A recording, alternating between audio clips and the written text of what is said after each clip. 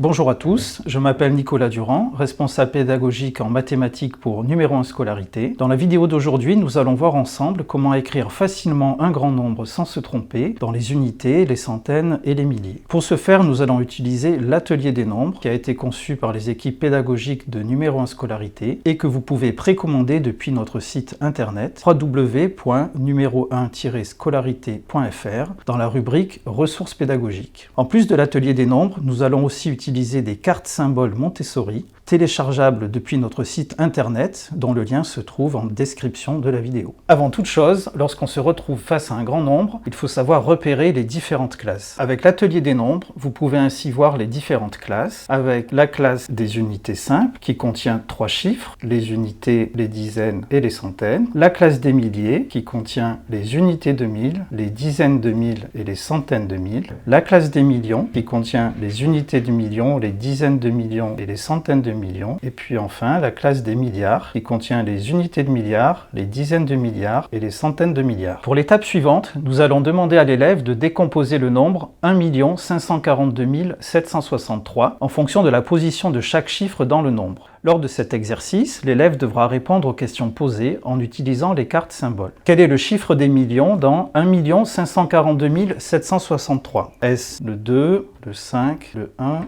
ou le 4 ?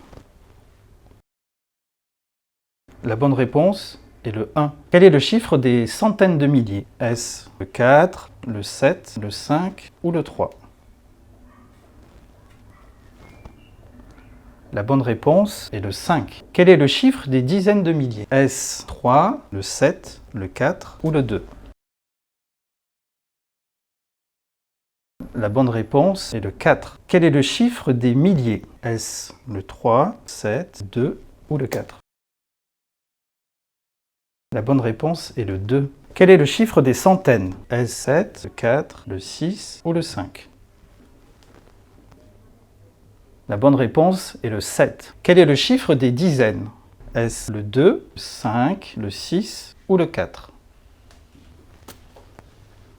La bonne réponse est le 6. Quel est le chiffre des unités ? Est-ce le 2, le 3, le 5 ou le 7 ?